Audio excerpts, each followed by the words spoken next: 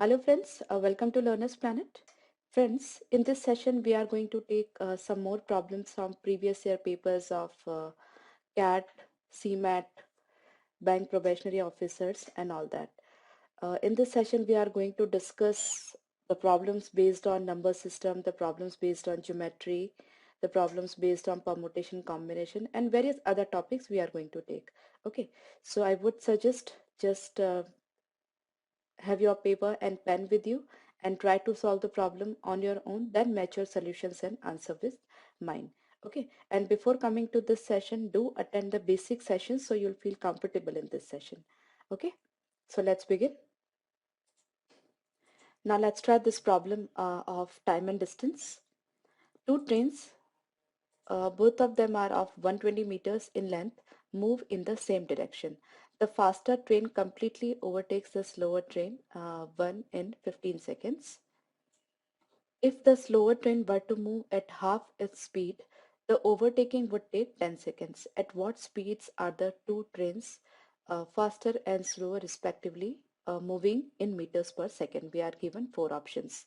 Okay, friends, here I would recommend you should attend the time, speed and distance sessions before coming to this sort of full length problem solving sessions, because otherwise it will be difficult task for you to solve this problem.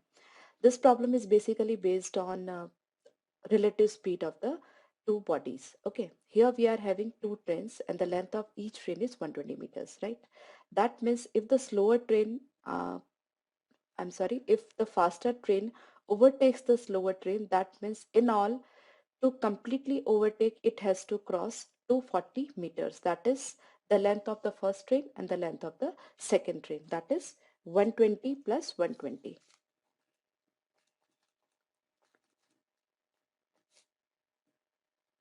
Okay, so 240 meters it has to run the faster train, and it is overtaking the slower train in 15 seconds. That means relative speed is, this is meters per second, that is 240 by 15.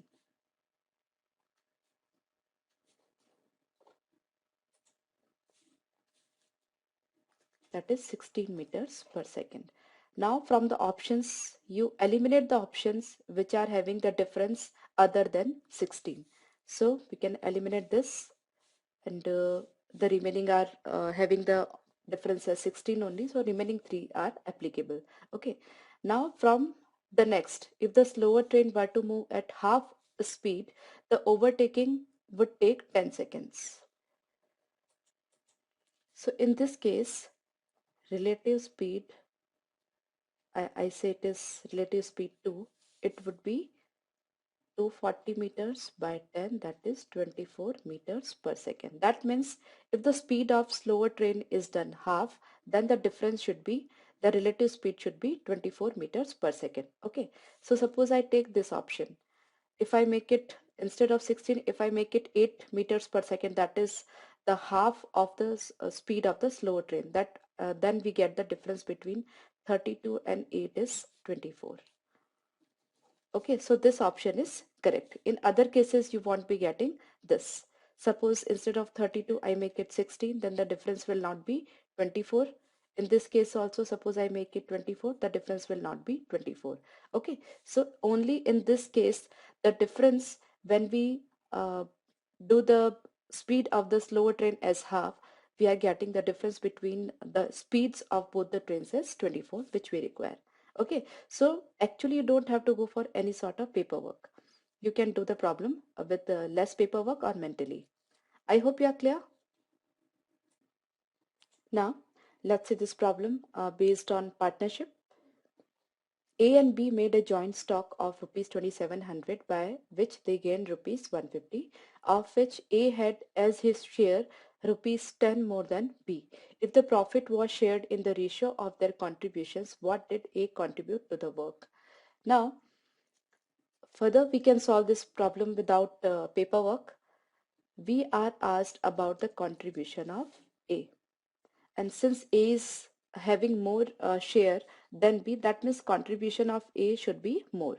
So we can eliminate the option A, because in this case, if 1260 is the contribution of A, then the contribution of B will be more, because in all they have invested 2700. So this is not the correct option.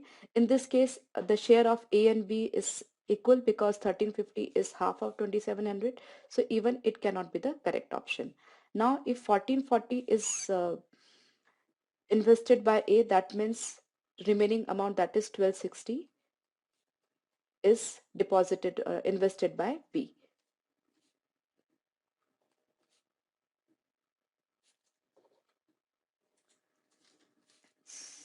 18 eights are and 18 sevens are. Okay, so it's A and B. The ratio is 8 is to 7, that is 80 and 70, and the difference between two is rupees 10, which is matching over here. That means rupees 1440 is the correct option. That was the contribution of A. No need to check further. Clear? Now let's discuss this problem. The problem looks like a very big problem, but let's try to solve it. A series of figurate numbers is built up as follows. We are given the series. There are three series as a sample given, and the series are going till rth term. Okay. Now, from the above sequence of series, it is obvious that nth term of any series, the series is going till rth series, in fact, that the nth term of any series is equal to the sum of first n terms of the preceding series. So the general expression for the nth term of rth series in the sequence of series given above is. Now friends, it is not recommended to establish a formula in case we are appearing for competitive exam. What's better for us just to go backward. Okay. Here we are asked the general expression for nth term of rth series. Suppose I take first term of first series, that is n is equal to 1 and r is equal to 1. So first term of first series is 2. So whenever I put n is equal to 1 and r is equal to 1 and I am getting 2, that will be my correct choice. Obviously, because we are establishing the formula for these series only. Okay, so whatever the formula over here, that is the general expression for every series. Okay, so just put n is equal to 1 and r is equal to 1. So whenever you are getting 2, that will be the correct choice. Okay, if you are getting more than one correct option, then in that case we will go for maybe another set of values, maybe n is equal to 1 and r is equal to 2, something like that. Okay, first of all, let's try with these two values. Let's see whether we get 2 in a single option and more than one option. So suppose I put n is equal to 1, r is equal to 1 in the option 1. So it's 2, 1 plus 1 plus 1, that is 3 factorial into 2 by 1, that is, it's not 2. Okay, it's much bigger than 2. Then here we don't see any r, it's dependent upon n only. So it cannot be right choice, and still we can put n is equal to 1.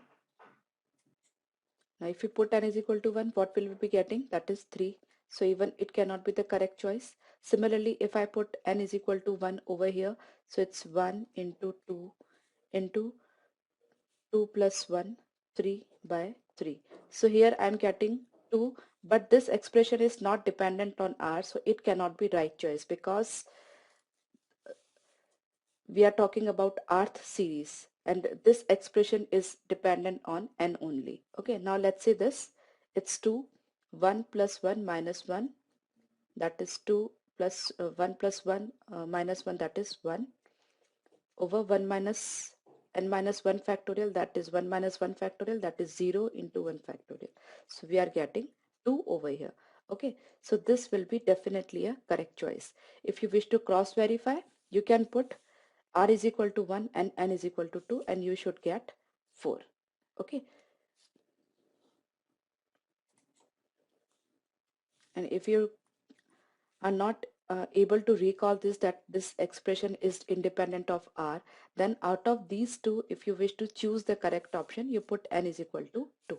So I just put over here 2 into 3 into 2 2s are 4 plus 1 5 by 3, and we are getting 10, but over here the number is 4. Now let's put n is equal to 2 in this expression, though it is not required, but just for the sake of confidence gaining I am doing it. Okay, so it's 2 into 2 plus 1, that is 3, minus 1, 2 factorial. Okay, divide by 2 minus 1, that is 1 factorial into 1 factorial, so it's 1. So we are getting 4. That means obviously this is the correct option. Okay, so you saw that we have done this problem with minimal paperwork. Okay, but the problem seems to be lengthy and seems to be difficult, but actually it is very easy. You just have to assume the values for a variables. Okay, I hope you are clear. Now let's try this problem. The sum of all the terms of an infinite geometric progression is 6. The sum of first two terms is 4.5 and the first term of the progression is asked. Okay, now let's assume the geometric progression is AR square, and it's an infinite series. Okay, now what is the sum of all the terms of an infinite geometric progression when these are the terms? It's A over 1 minus R, and always R will be less than 1 because the series is going to infinity. Okay, so A over 1 minus R, which is given to us as 6, and the sum of first two terms, that is A 1 plus R, that is A plus AR, is given to us as 9 by 2. Now we have to find out the first term. So let's divide this expression by this expression. So what we will be getting, it's, just divide it over here, 1 upon 1 minus R into 1 plus R, that is 1 minus R square, is equal to 6 by 9 into 2. Okay, so 1 upon 1 minus R square is equal to 4 by 3. So 1 minus R square is equal to 3 by 4. So R square is equal to 1 by 4. So R will be plus minus 1 by 2. Okay, now we just put the value of R over here and we will be getting the value of A. Okay, so A is equal to 6 times 1 minus R. So once R is 1 by 2 and in other case R is minus 1 by 2. So 1 minus 1 by 2, that is 1 by 2. So A is either 3, or suppose we put 6 into 1 minus R, that is 1 plus 1 by 2, that is 3 by 2.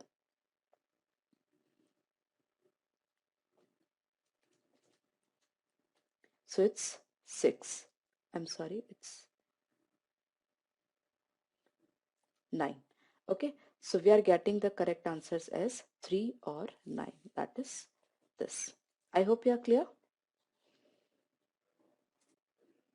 Now let's see this question. I think this is of geometry. So let's try.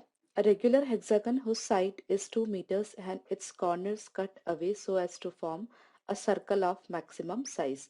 What is the radius of the circle so formed? Now we have to draw the diagram. Wait a moment. Now, in this question, the diagram formed will be something like this. Here, we are having a hexagon and the corners are cut to form a circle. Now, we have to find out the radius of the circle. Now, we will be using the simple logics of geometry. This is the center, this is radius R, and this is tangent to the circle, right? So, radius and the angle between tangent to circle is always 90 degree. So this is angle of 90 degree. Okay, now this complete angle is 120 degree, this complete angle, because it's a regular hexagon. So definitely half of the angle, this line will be bisecting the complete angle since it is a regular hexagon. So if the complete angle is 120 degree, this angle will be 60 degree. So we are just getting a triangle like this.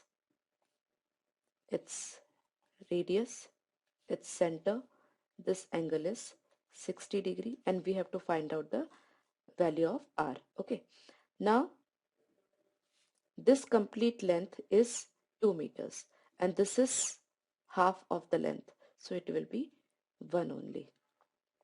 Okay, this portion and this portion will be equal. So its complete length is 2 meters. So half of the length, that is this length, will be 1 meter.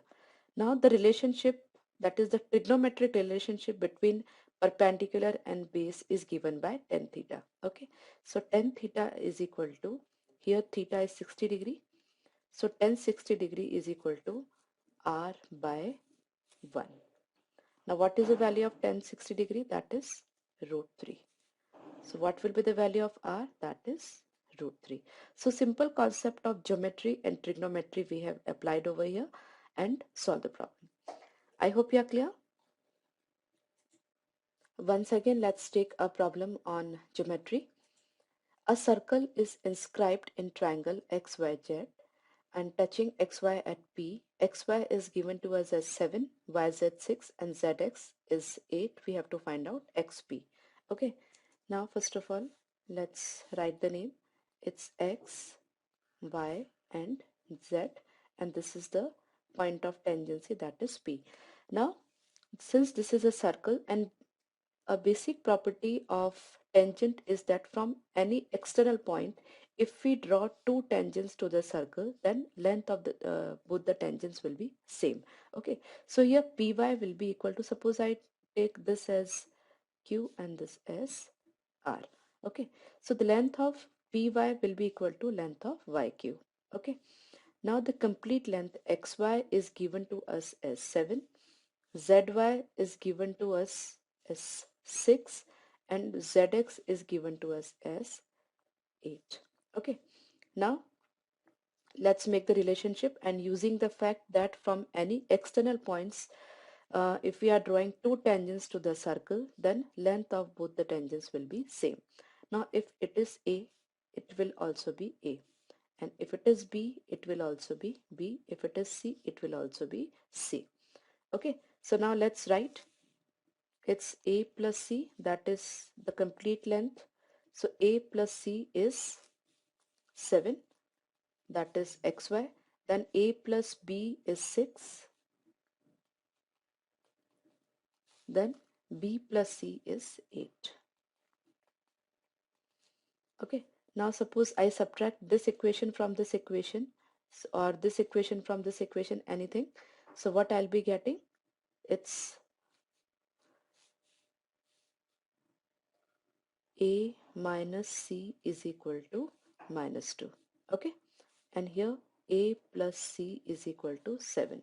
Suppose I add both of them, so it's 2a is equal to 5. So a is 5 by 2. That means this length is 5 by 2. Okay, and the complete length is 7. So we want the length of xp, that is the value of 7. So we can calculate the value of 7 by putting the value of a over here, or either it's 7 minus 5 by 2. It's 9 by 2. Okay, so it's 4.5. I hope you are clear. A very simple property of tangents we have used over here.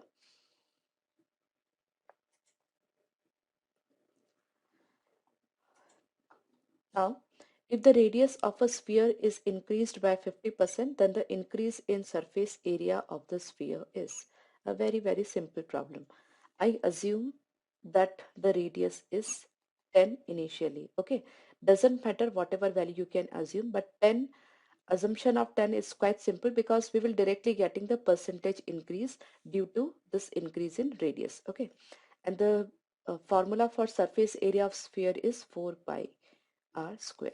Okay, so 4 pi is constant, so we don't have to calculate it. So what will be the value of r square over here? It's 10 into 10, 100. Okay, so since we are getting 100, so whatever there is an increment in r, we will be directly getting the percentage increase. Now radius is increased by 50%. That means initially if it is 10, now it has become 15.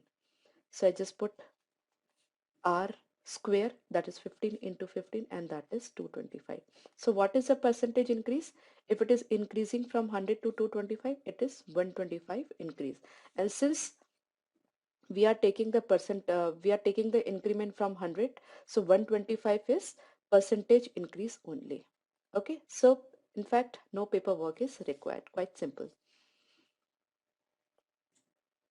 Now, in the second part of the question, we are asked about the ratio of percentage increase in volume to percentage increase in surface area. Now, percentage increase in surface area we have already calculated, that is 125%.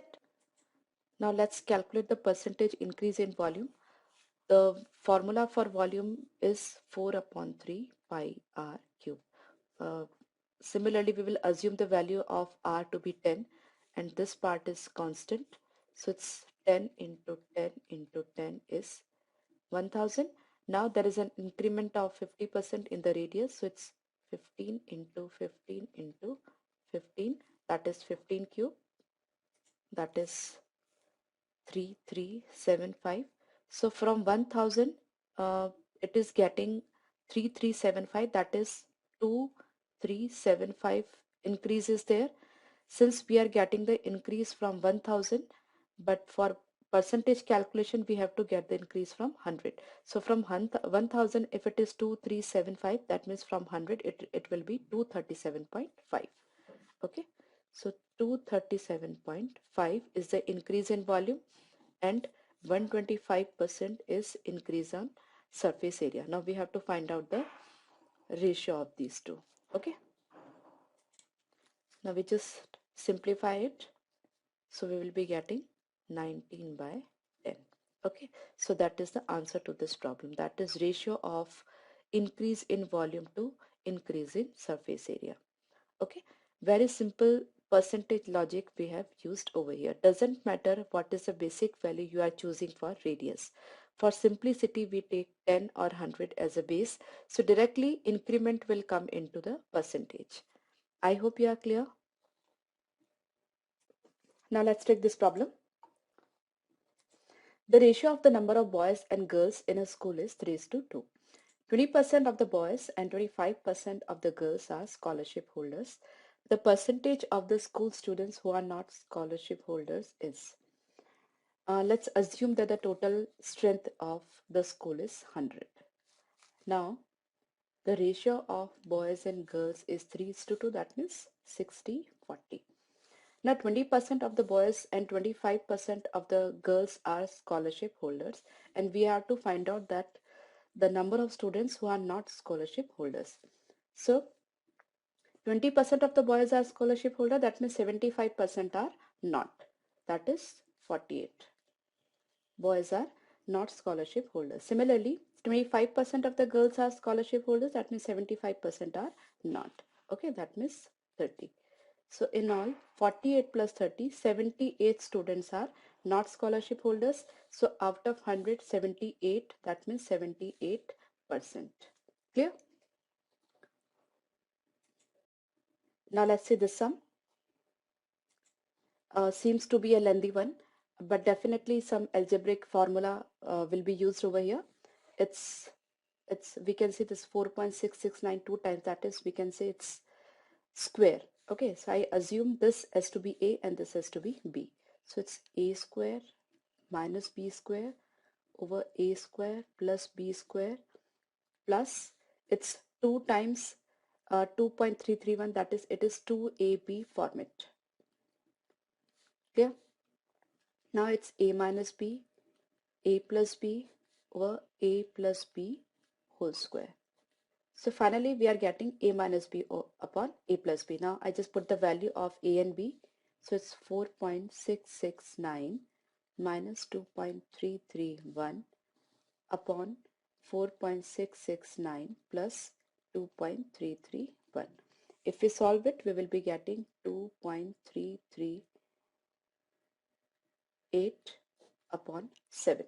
Now just simply looking at the option, we can say that the answer will be more than 0.3 because we can say it's 23 and 7 threes are 21. Definitely it should be more than 0.3. So we are having a single option over here, and definitely it will be less than this because if it is 0.6 it has to be minimum, the first digit should be minimum 4. Okay, so it's quite easy sum if you just can recall the algebraic formula. I hope you are clear. Now let's try this question. Here y is equal to x plus 2x square plus 3x cube and the series is going till infinity. Okay, so just write y is equal to x plus 2x square plus 3x cube plus 4x 4.